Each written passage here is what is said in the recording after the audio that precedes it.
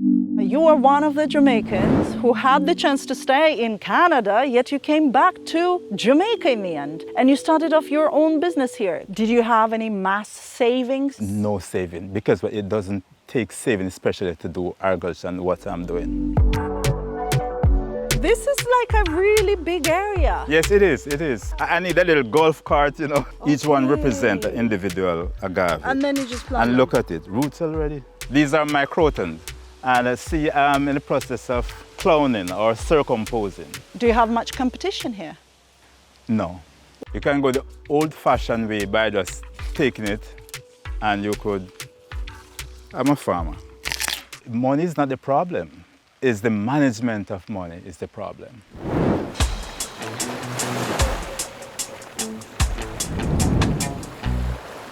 This video is sponsored by you. Thank you so much for the support.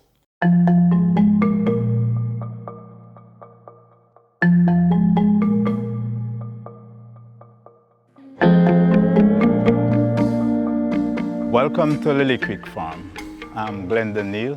We're in St. Mary. We operate a plant nursery, and we cater for landscapers and people who are just plant enthusiasts.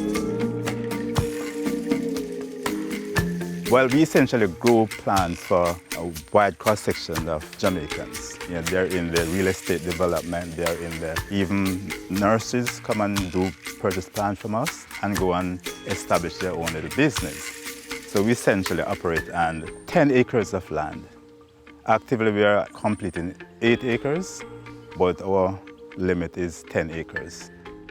We have our rootstock, and we generate our young plants from these rootstocks.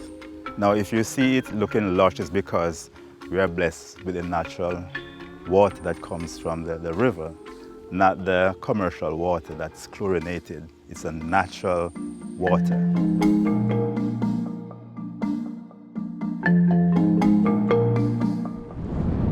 I was formerly at a different location, which is very, very small.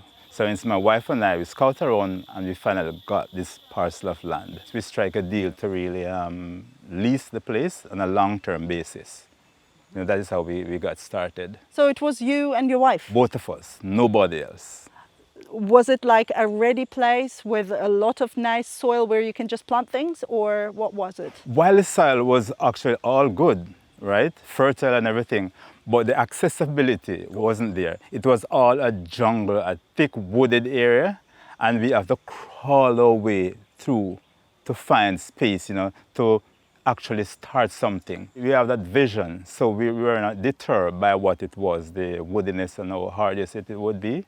So we just go right ahead and do a little slashing, not burning, because we know we want the biodegradable parts for compost. So we just started something.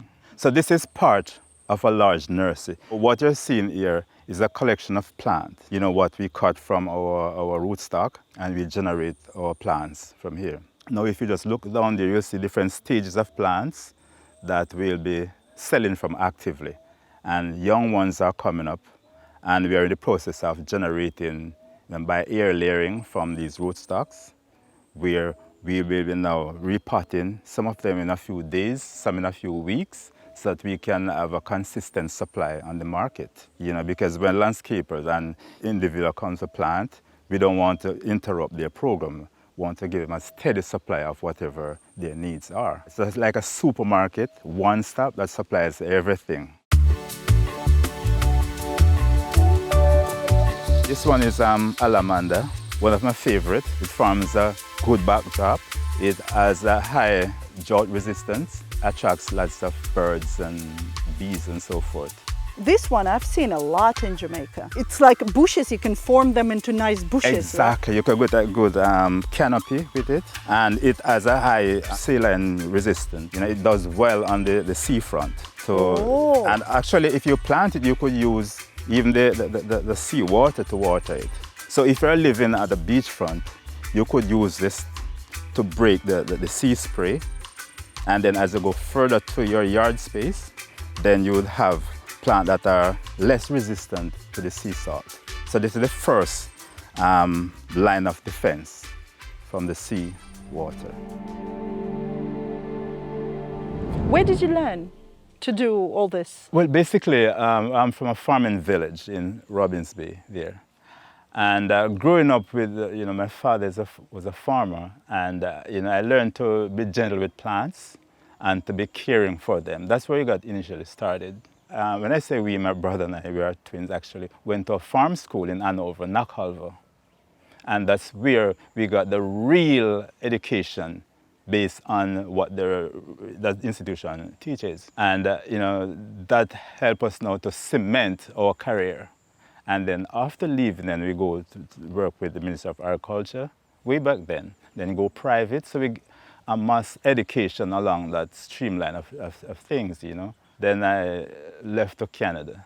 And I put aside all the agricultural knowledge that I have, and I go into chemistry.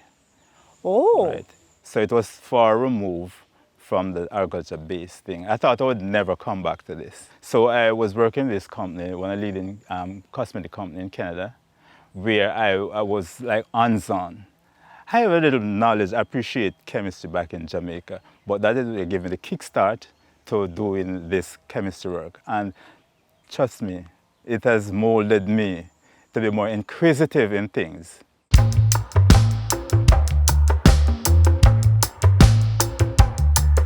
All right, we're going to the old station. And why I say old station, because this is where we start. Oh, when was it? When did you start? It's actually 11 years now, so that would put us in what, 2012? Okay. Well, yeah, because we're 23 now. Yeah. And when I came here, oh boy, it was a jungle.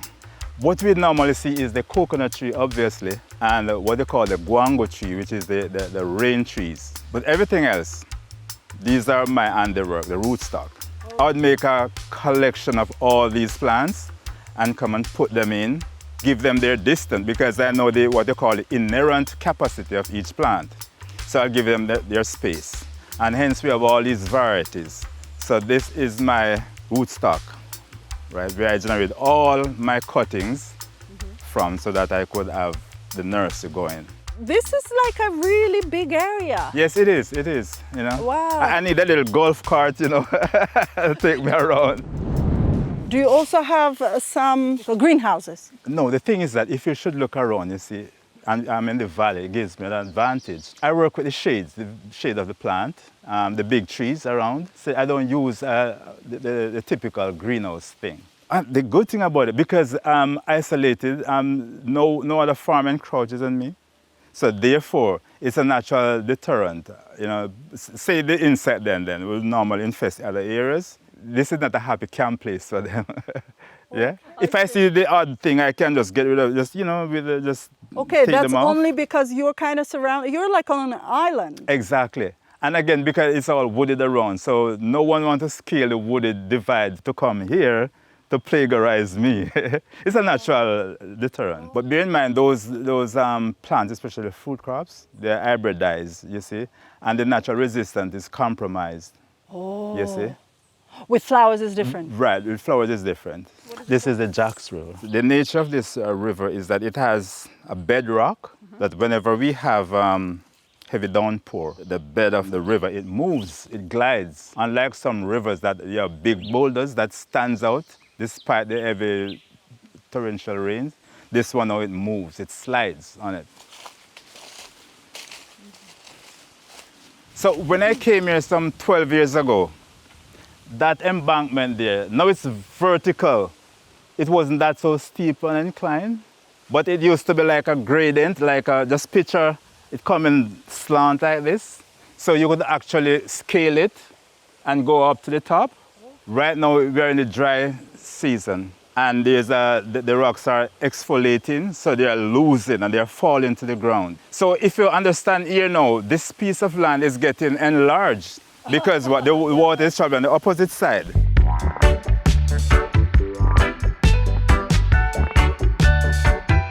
If you notice, because it's exposed to the elements out there, it's exfoliating. Look at it. It's crumbling.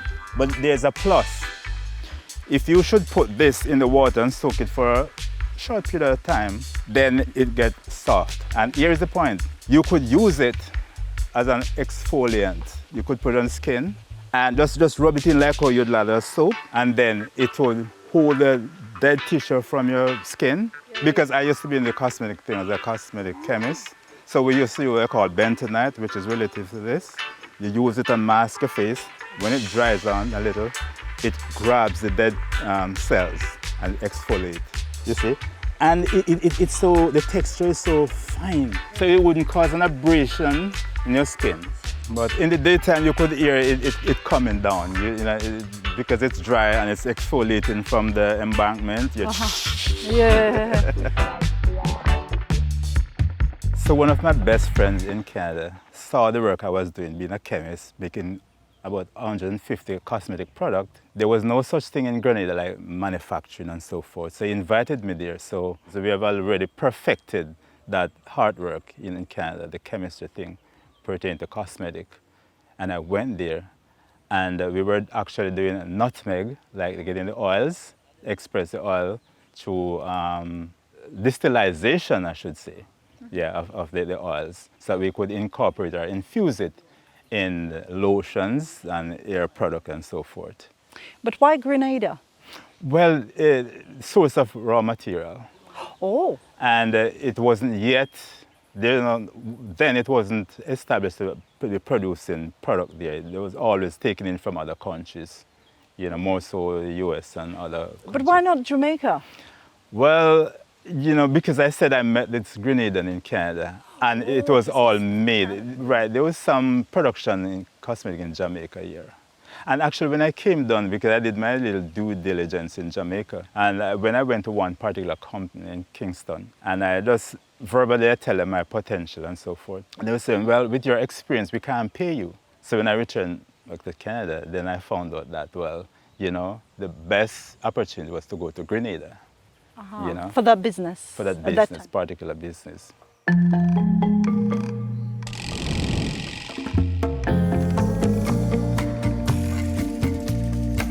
Oh, I often see these plants around Jamaica. What are they? This is one of our hot sellers. It has many advantages. This is what I call Ixora. You see it's blooming right now, and it can withstand extreme dryness, right? And it gives the flower all year round, actually. Here now is what I call a chaufflera. People love this because the color scheme, the variegation, the green and yellow. If you should plant something contrasting color right here, for example, the Ixora that we saw over there, if you could plant it here, being red and yellow variegation, then it creates a color scheme that blends into your color scheme for your house or your office and so forth. Quite manageable. And if you're going on vacation, you don't have to worry that your gardener didn't water it properly, because you can hold it on until you return. All right, these are Texas sage. This is what my rootstock. So we can circumpose as well. We can cut and set in a mist system. Yeah, you could take them, plant them, and then in rows or edge form, and then you can sculpture them. Some people carry them various heights. You can have your way with it. This is one of my favorite bougainvillea. I call it blush. These are in every hotel, I think. They make like the whole walls of them, right, like sticking out, but different colors. It typifies what tropicalness is about. And I tell you something, whenever the plant undergoes stress, the more flowers comes up. In the dry time, when the sap is not flowing, the sun is out in its glory, then the sugar in the plant sweetens it, and it expresses itself as flowers. This one is a light one, like light pinkish. It can get intense too, It can get, for example, look at that part. This one is the blush.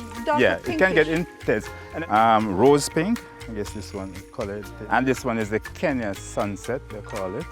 These are my favorite plants. They are anti-robbery plants. Exactly, yes. Good you mentioned that. If you have areas, especially in a lawn or yard space that people, encroach upon or trespass, you plant these. They're like swords. Some people, especially if they have children, they could painstakingly remove these now, clip them off. But they are natural deterrent to trespassers. Then what are they called? Agave. Agave? Yes. And there are many different varieties. See another variety that I have there, that's a more ornamental. And it's not so spiky as this one. It's sharp, but not as, because this one is like a serrated, more serrated edge. This is how I get the babies from. So you pluck them from here, and you stick them and this is a new individual. What is this? Is it the plant? Yeah, actually, you see Oh, the it's the ornamental actual- one. yes. It shoots it up in the Oh. center. I thought it was some bamboo. No, no. So this is when this terminate the growth. If you know that they die back because it's now productive. So you can get these I one now. see. So after reach certain maturity, It starts you know, it shooting starts these. shooting up Okay. because you get these hundreds, literally hundreds from it. Each one represents an Okay. individual agave. And then you just plant And them. look at it, roots already. As a matter of fact, once the condition is good, if it falls on the ground and there's It will enough plant moisture, itself? exactly. But that's Jamaica for you, man. You are one of the Jamaicans who had the chance to stay in Canada, yet you came back to Jamaica in the end, and you started off your own business here. Can you tell me how that happened? Yeah, that's simple. And it didn't have to give me any punishing moment to analyze anything. The thing is that creative expression. And when you work with a particular companies, you're limited with what the requirements of that company. Now, what you want to do is to realize, maximize your potential. And how to do it is by going back to the basic thing that give you the freedom of expression, freedom of creativity. You can, hands down, give it your all. So hence, back to Jamaica. Did you have any mass savings that you can just input into the business? No. And So you just came with no savings? No saving, because it doesn't take saving, especially to do agriculture and what I'm doing. How I get started? My brother was always in the landscaping thing. He was in Kingston and St. Catherine. Whenever he goes and maintain people, you know, gardens and so forth, you get the cuttings. So he got the cuttings, come here, give it to me, where I was in Robbins Bay. And I started there. Get the soil from my father's old cultivation, because he used to be a farmer that does like banana production. So I would, you know, take that space.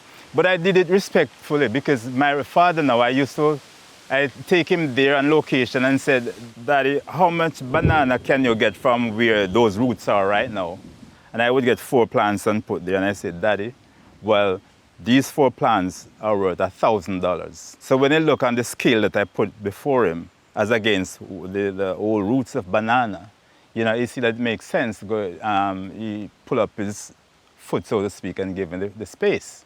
And every day I would go and I would, you know, expand it. And when my brother come to visit me, he would pick up the plants and take to Kingston, buy some from me, and then go and put his landscape. And then it started to grow. So I reached a point where I was producing more than he could handle. So I began to capitalize on his market, and I started to grow the business that way. So it was little by little. Little by little.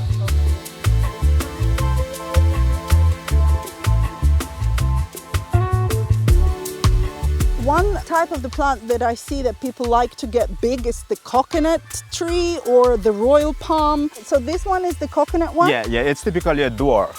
Why it is called dwarf? Because it comes into bearing quickly. Naturally, given the circumstances are right for it, it will come into bearing, say 3 years.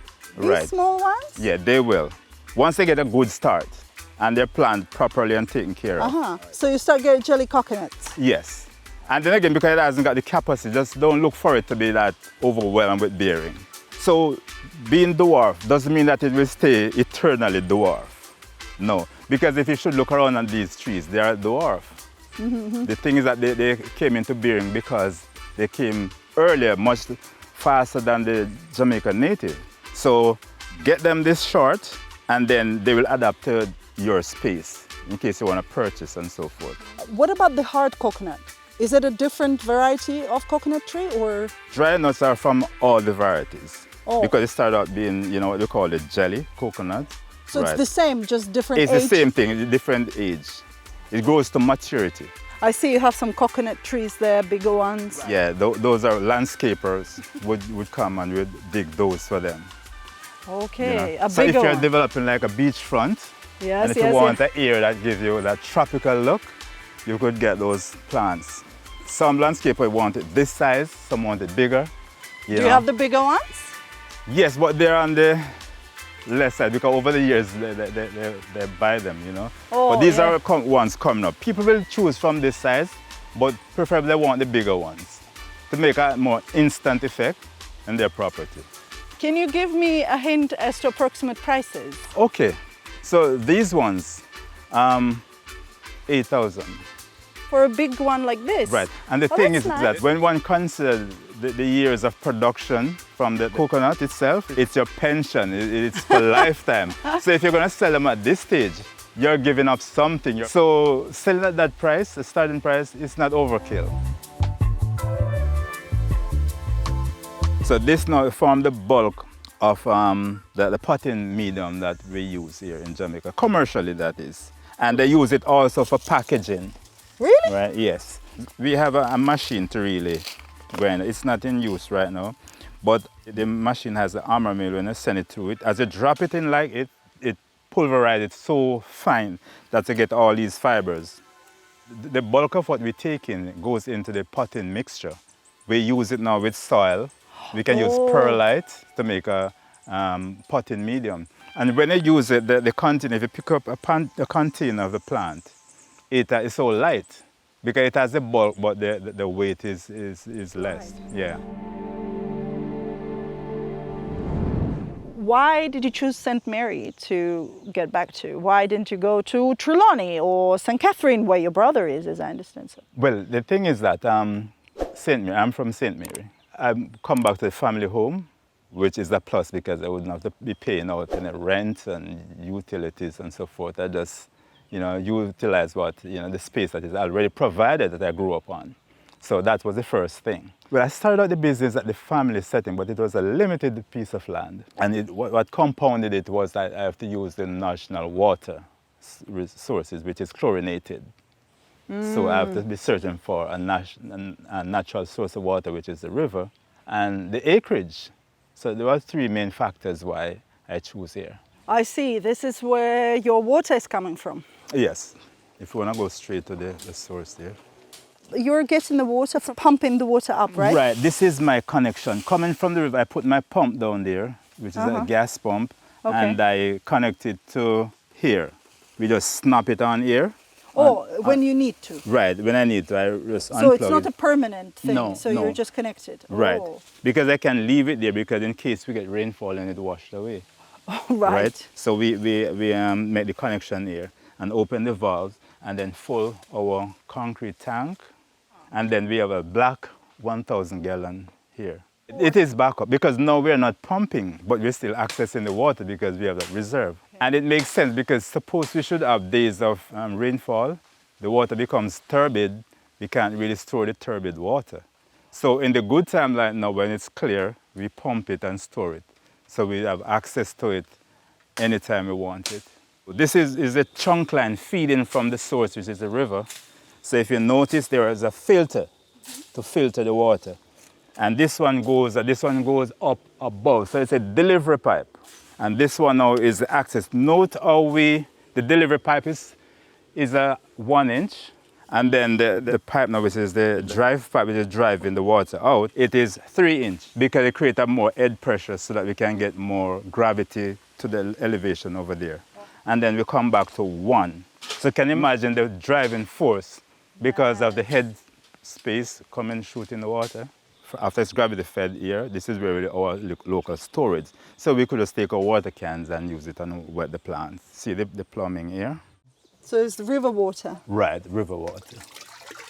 Okay. Right. So you store the water here and then you use it to water the nursery plants? Right, because the main source is there after we pump it from the river. So we are gravity feeding so that we could just use it within the area.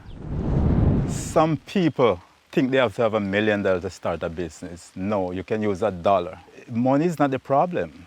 It's the management of money is the problem. So if you're going to be waiting on that $1 million, you could wait until you're blue in the face. You'll never realize that. Who can afford $1 million these days? Right, It's right. who can Just from start. Right, No. right. To start a business. No. Use what they have. Some people are going to say, no, I have to pay this bill. Yes, you have a bill. So why not try to cut back on the utility bills and put something together and start something? A cottage industry, Supply something that the other person can use, buy from you to really upscale their business and to take it from there and plow back. I always practice plowing back a third of my income. This is one thing that I also noticed when you're an entrepreneur, you're self-employed or you run a little business, you work like crazy. You work crazy That's an hours. understatement. You just don't have days off. You just don't. Because it go beyond. If it was like money, then we'll say forget about it. I could go to greener pastures as most Jamaicans, right? But because it's my brainchild and I know the potential. The difference between a person who wants to do something, right? You may just say, well, max it out as our expression is and say, you could get some monies from it. But what I do, I dream and see the outcome of the thing, right? So you'd come and see this and say, oh, this is that, but I see the end product, the value of it. And at the same time, assessing the market, see the demand for it and be the supplier and give people good product, no shabby product, and educate people as to what you produce, how to take care of it, you see? And you don't even have to advertise. Each one tells the other. Do you mostly focus on smaller plants or do you also nurse trees? Right. Sometimes landscaper come just for huge tree, to what they call for instant effect, you see. So we'd go out in the field and they choose, a particular size or height of plant, and then we'll dig it for them, and they'll take it to their destination and use it. And some people just want to do their little garden, start remedially, and they grow from there, just culture it and grow up. This is their common rootstock. We are going to grafting 3 different varieties. Grafting is introducing the variety of choice on a particular plant. Now this is mango. So for example, your East Indian lover or a Julie or a Bambi, we could put each scion on each one of these branches.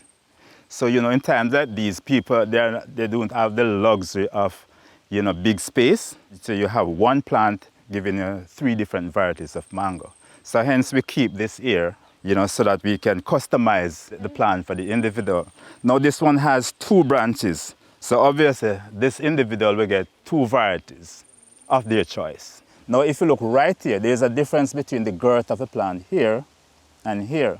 This is where the union takes place. And it's very important for people who want to buy such plant to be careful when they purchase plant that anything below the union, they have to get rid of it because you'll get the original, rootstock. How long does it take for it to grow into like a tree when it starts bearing fruit? Once the plant is feeding and has a proper nutrition, then it can come into bearing within, say, a year and a half. But because it hasn't got the capacity to carry that volume of plant, then it's advisable to really just take off those flowers so the plant can build capacity. So that in the second year or third year, it has enough capacity so that it could begin to hold a few fruits. So would you advise people who want to plant some fruit trees in their garden to get them really small like this, then wait for a couple of years? Or try to get a bigger tree, dig it out with the roots and then replant it? Is it possible? No, it is possible, but there you have to have certain form of tenderness or gentleness. If you're going to acquire it big, like say you're going to dig it fresh and plant it, because you have to retain most of the root system, right? Else it's going to have shock, and some of those shock is they can't recover from that shock. So it's good for you to go to the nursery and get healthy plant, because anyways they're going to come into production relatively soon. So don't be in a hurry just to look at the big statue of the plant and say, yeah, this is big. No.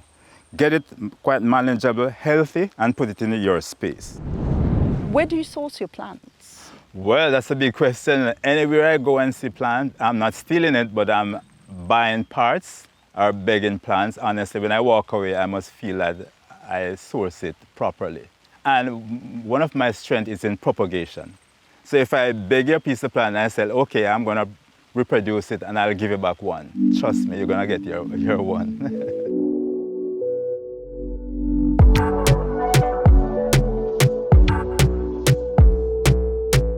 These are my crotons, and I see I'm in the process of cloning or circumposing.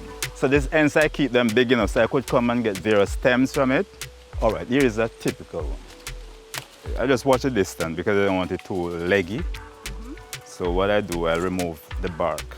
And this is interfering with the flow of nutrients from the rootstock. So I have to scrape it enough to break the cambium layer, because that is where the activity takes place. So it senses that there's an interruption, the flow of the nutrients from the parent here. This is actually what you call the kaya. We call it kaya locally, but it's cocoa peat. So we'd put some rooting powder here. Well, with croton, it doesn't have to be that, because naturally there's rooting hormone, auxin, that is naturally found in plant. But if we want to speed up, we could get rooting powder and put it here. And then we'd put it on like this, and then we fold it,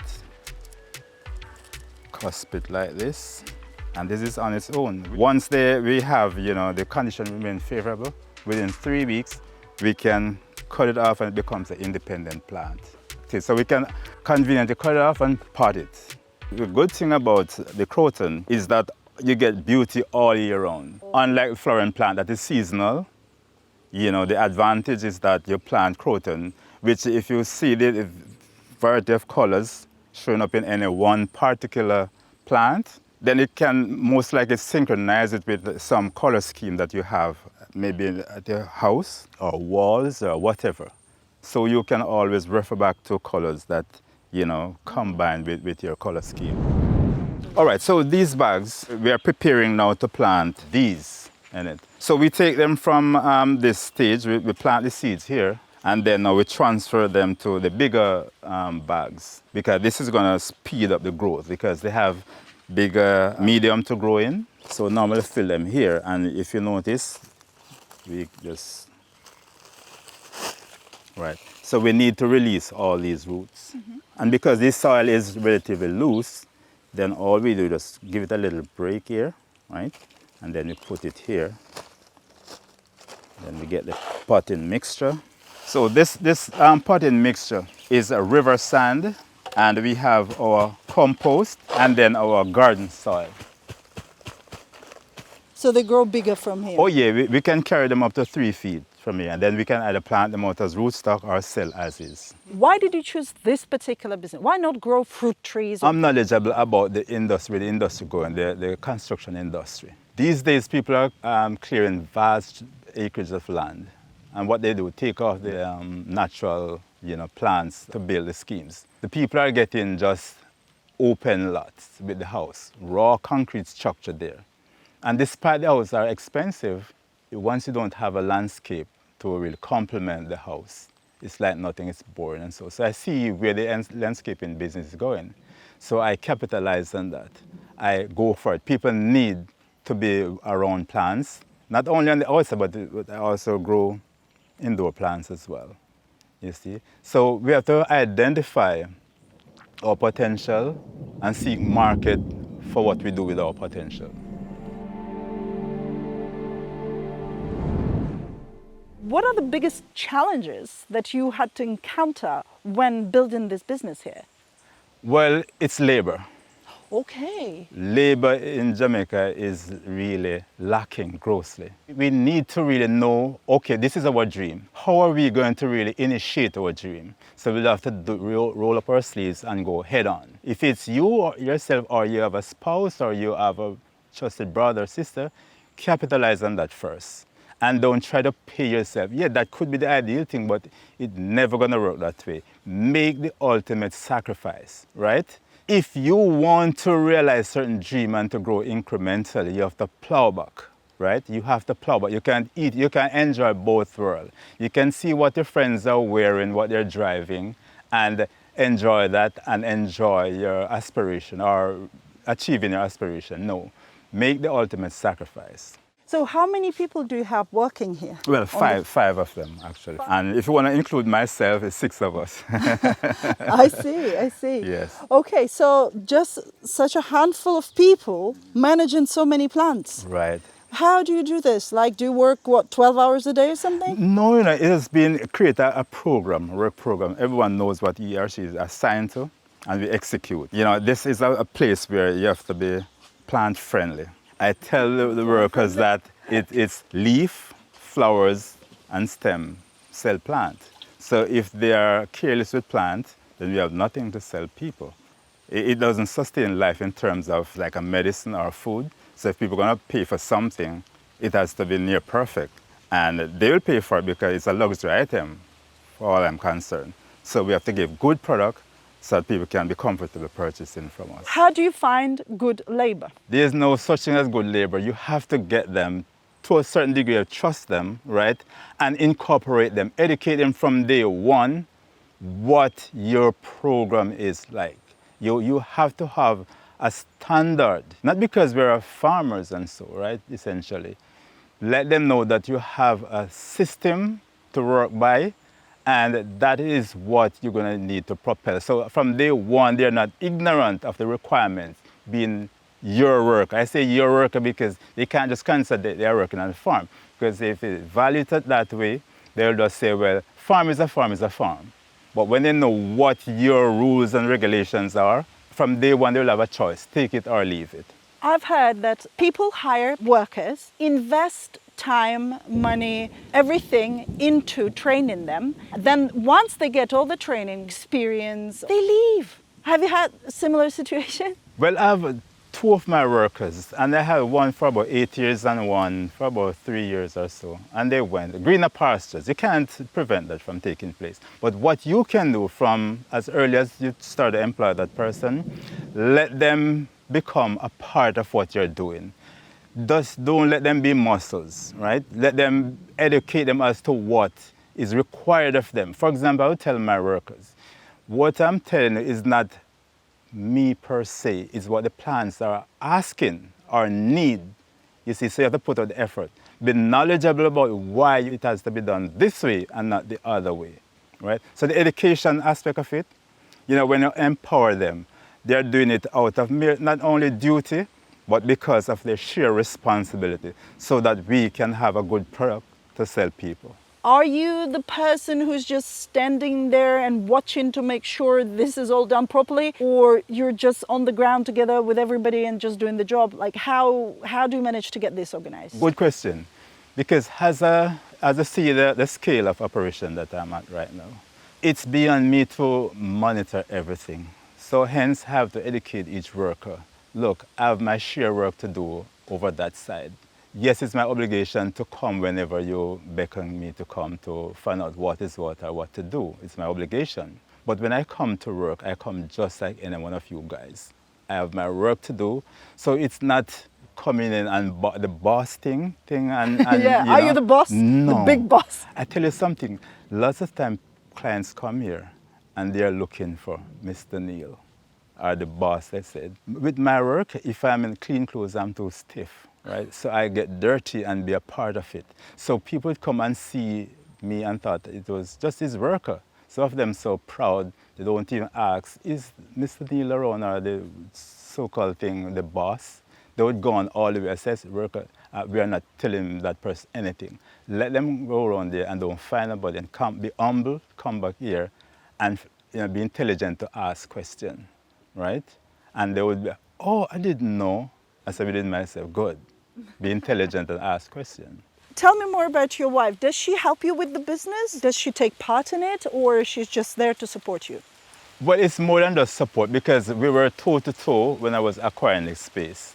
And she knew what my profession, and we got support from the initial stage, from the get-go. So there's no point or there's no honesty in leaving her out. She is an integral part of what I'm experiencing now. Because I'm always doing my work, she's the one who making contact. She's putting all the paperwork together. She's coordinating. And I just go home and get all the information, present it to her. And she sources things. And while I go down and sleep, go home and sleep.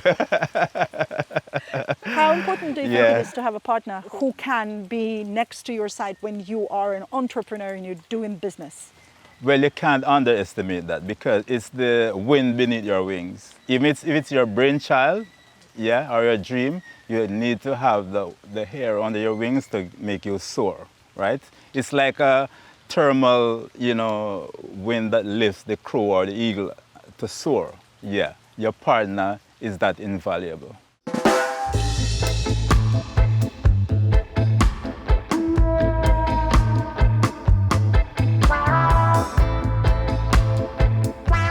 Peanut butter. Peanut butter? That's the name of the plant. Yes, and it's an exotic plant. Now look at the bees. You see, why you think the bees are there? Just Sweet. because fun? No, you got it right. Because the sugar Sweet. content. No, don't be shy. Don't be shy. You can eat these.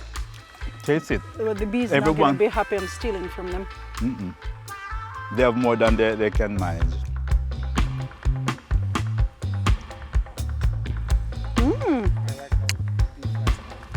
Yes, I know. It tastes unusual. They call it peanut butter because of the texture. Just imagine you express it from a number of these and you put on a toast. It's the first time I see this plant in Jamaica ever. I haven't seen this before. Right, because it's that widespread. It's recently introduced to Jamaica. It's so Fairly good. recently. It's exotic, it's different. It's so far removed from our mango, guineps and whatever. And people now come and reach for it once they see it. If a child should come here, it's like it's in a candy store, it's just lost. Try Yeah, the ones yeah. at the top, the red Yeah, ones. the ripey ones, yes. Yeah, man. They are Oh, so- yeah. Those are mushy, once they catch any mushy. Instantly you find the sugary taste of it. As a matter of fact, you see, I'm not giving them a free ride, the bees. I'm gonna raise some bees here so that I could, you know, Yes, no please. free ride for them. I have a video on my channel Yeah. about the bee farm. Okay. And the gentleman is making some really good honey. He's in Maypan. So why should I give them the opportunity to come on my farm, steal the sugar from my peanut butter, and go and give another man the honey? When you can welcome them here Exactly. and keep the honey And here. keep the honey. It doesn't make sense otherwise. Nice. How- Rubber plant. Why it is called rubber plant? Because in the early years, not necessarily this variety, that in the Amazon area and so forth, those jungles, especially South America, they used to use them to produce rubber before they go on synthetic or the petroleum based. So if you should take off this, it's oozing the latex. If you should, what they used to do in those days is to set it like this, and the latex run in and fall into a container and take it to their processing plant. And then they would extract the rubber. So this is, hence they call it rubber plant. And this is another variety. So because of this, now they're hybridizing them, which I have nothing to do with. And the people, they're being adopted now for office purpose because they're ornamental and look so beautiful. These are one of my artist sellers. I can't have enough. Oh, you have a lot of them there. Right. So I'll go on the tree. Remember when I looked at the tree down there, what I do, I prepare them. I scrape the skin from it and let it callus, usually 2 weeks. Now, if you should get a closer look at this, then you'll find out that it's callus and there's some little impression of root. So when I stick it in this medium, right here, and just keep it moist, not too much water, then within 2 weeks, you'd be surprised to see all the roots, even coming through the drain holes, down there. Agriculture in Jamaica, in general, is like, I think it's 8% of GDP, somewhere around that. How do you see the future of agricultural market in Jamaica? Do people need to invest into this industry, or why isn't it so powerful anymore? What's happening? Well, people have to be cautious because why? It's a free market now, right? People can import just about anything they want once the government gives them permit to do that. You have to be mindful of that. That is why to create niche, certain items that can't really find a way in Jamaica just like that, without a high cost to it, if we can identify that we can produce them locally, we can go that route. And again, you have to empower yourself with the ability to propagate. First, you source your material and you have your root stocks. In case of plants and some particular food crops, you could be the producer of the raw material that you're going to use to add value. It's more competitive growing vegetables. And you can be a successful producer, but it doesn't stop there. How about the market? How about those importing those stuff and wipe out your market? Your cost, for operation costs, remain high and keeps growing, but you can be a best producer and there's an influx from abroad or locally and it rips the market apart. You have to sell it or give it away, for little or nothing. In the flowers business, it's not so. No imported plants? Imported plants, but that's a minor fraction of what goes into landscaping and indoor plants. So you have to assess the market based on those fronts. What is available, your customer segment, and then you produce some that. But it's not business as usual, you know? It's not business as usual. You have to create niche, you have to do your research, your due diligence, you know, and just get it and nurture it and be different in your presentation. Let people see the reason why they have to fork out their hard-earned cash and buy something from you. You don't have a car. No. How can you be a farmer without a car? Tell us. Well, first of all, I hate cars. Oh, you do? Yes. Okay. I'm not a flashy guy, right? I don't have any money for cars and those things. If I'm going to talk about being mobile, I have to talk about a pickup truck, something that can enhance my, you know, mobility and, as its name suggests, pick up something, a little plant parts here, a little, you know, material for the farm here and there. And as a matter of fact, I had one. But when I look at it, it does make sense. You would make haste to say, why? Because if you're operating a farm, you need to be mobile. Yes, that's true. But because I have to make the ultimate sacrifice, I don't know any banks, no institution will consider me after a plowback. So the little thing that I had, the pickup, I sold it and put it in the project. I'm living relatively close to the farm.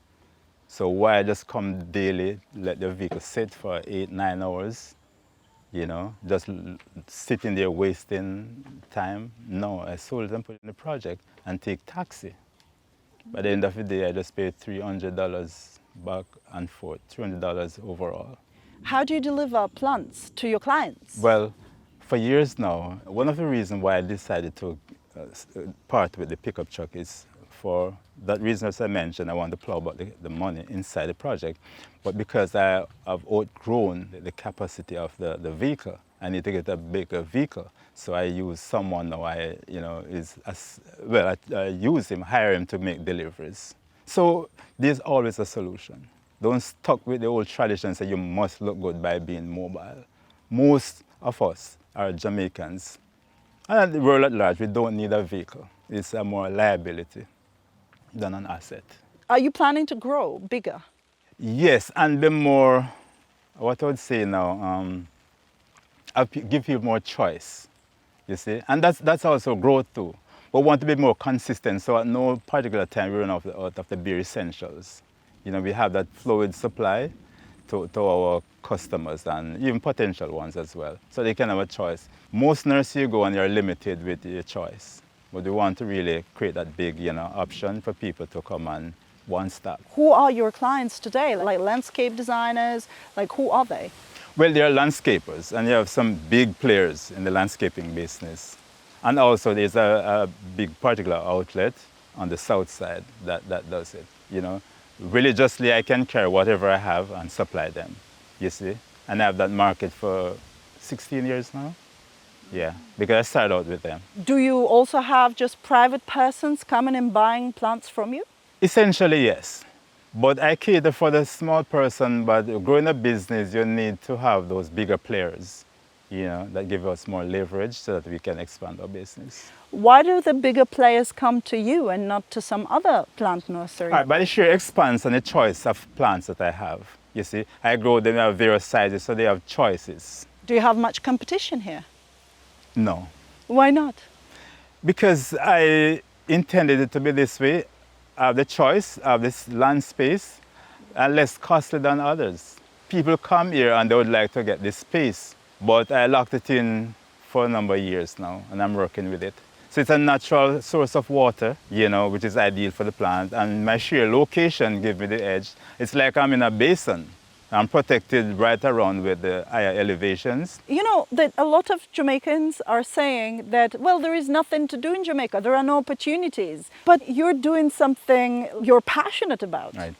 So why that is the case? Because of our culture, essentially, and hence our mental attitude. Because I would see a person doing something on the side and the person is doing fairly well, but I want to duplicate him. I want to compete with him head on. That shouldn't be the case. You can sell the same product or market the same thing, but put another spin to it, put a little flair, put a difference, that people have a choice and people can say, well, I want this same product with a different flair, a different flavor, a different presentation, right? So you can create a difference using the same item, selling the same thing, but give people a choice. So this is my baby. It's miniature bottle brush, but it's my first one. And it's an exotic plant. It's not Jamaican? Right, it was brought in from Thailand. Oh yeah, yes. And it grows well in Jamaica? Yes, and again, let me just give you a little hint, it's good for bonsai. Oh. Yes. So if you're growing bonsais, you can plant this one? Not or? if I'm growing bonsai, but you see that around that right.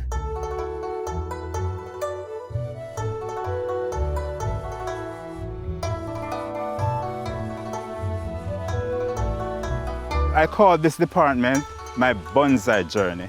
So this is in training right now. You see, I'm miniaturizing, and when you say miniaturize it, you mimic what is in nature. And it gives you the characteristic, the different feature of that what you would see in the wild.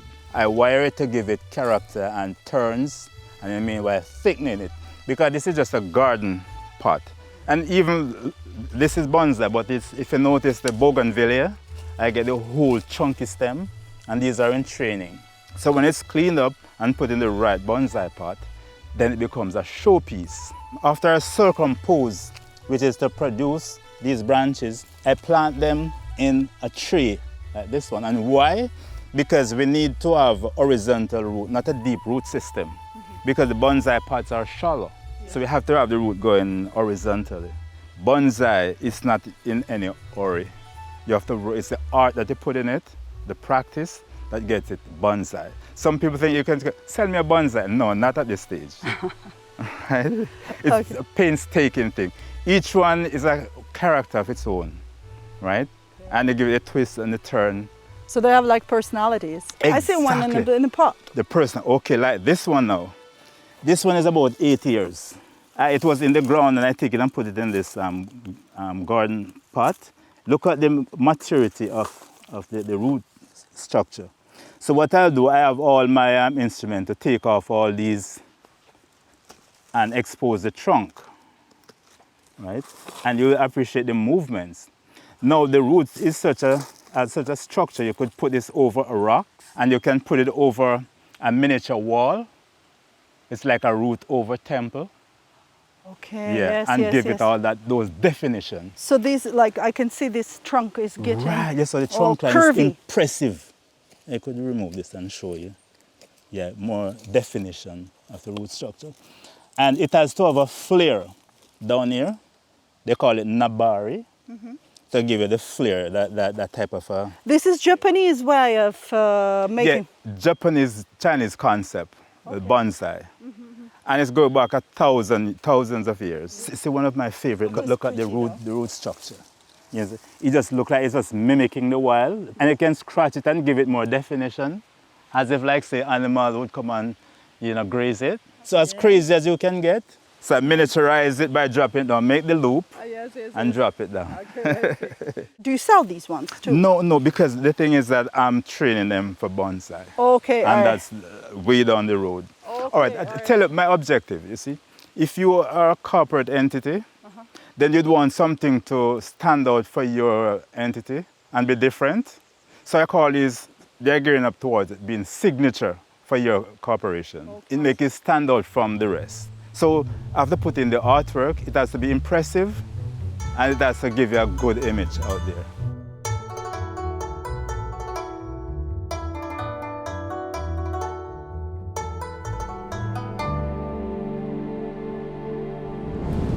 Some tips for Jamaicans who are coming back home. What are the pros? Well, the pros is that you have your childhood fantasy or, potential. And remember, you were away. Now you want to realize that, be more personal and give it whatever strength or able-bodiedness is left of you. You want to come and maximize, to capitalize on that. And no doubt you have acquired skills and ideas abroad. So you want to incorporate that in those early ideas or fantasies of yours. So come prepared and decide to get your hands dirty in the sense of do it yourself and enjoy it. It's a therapy. Work is therapy. So be mindful of that too. You know, a lot of Jamaicans don't want to come back because of crime. What do you think about it? Crime is everywhere. And, you know, we as individuals, we can't be cowed into doing things. Yes, we are not ignorant about the fact, but it's everywhere and we have to be prepared. When I say prepared, don't contribute to it because our fear can make you contribute somehow, whether directly or indirectly, to that issue. So be mindful of it, but don't be cowed by it. And, you know, be honest with people too, you see, be forthright and tell them like it is. Not in a feisty way, but tell them as it is and educate them why it is so and why that's not your take to be on the criminal side. Help them. Many people also want to come to Jamaica and have their own farm.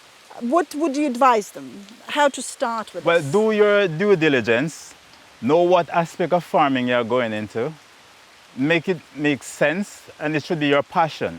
Because people are coming and intended to do investment. No doubt they will have some capital to start, but make it a passion because you'll be only like pouring oil on a duck's back. It just runs off, you know, and it's valueless. So make sure you know what you're in. Passion, cultivate it, and educate, you know, especially those close to you, so that you're handing down succession. People, you can succeed after you if your days are over.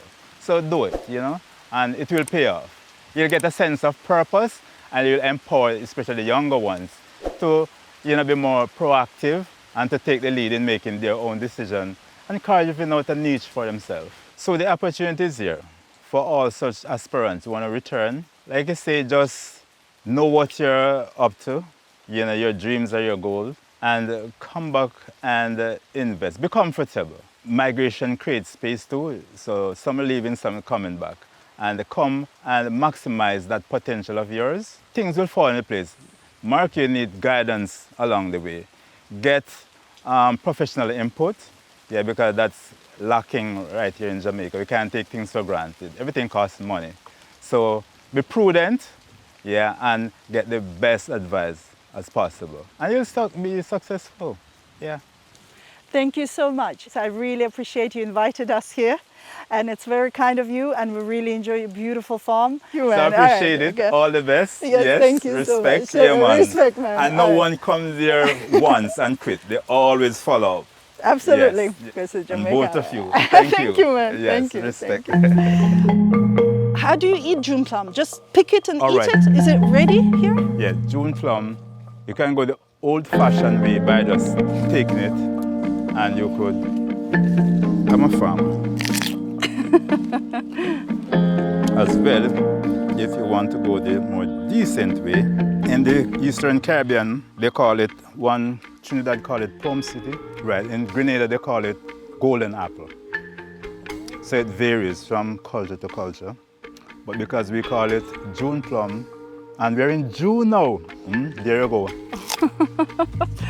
This is something that people would miss about Jamaica a lot when they're somewhere else, is just being able to come to a plant, pick a fruit, and just have one. All right, if you can cut me a piece. Yes.